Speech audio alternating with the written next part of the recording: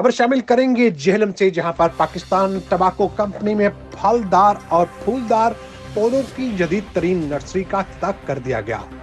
इफ्तिताह वफाकी वजीर science and technology जनाब फवाद चौधरी के हाथों करवाया गया।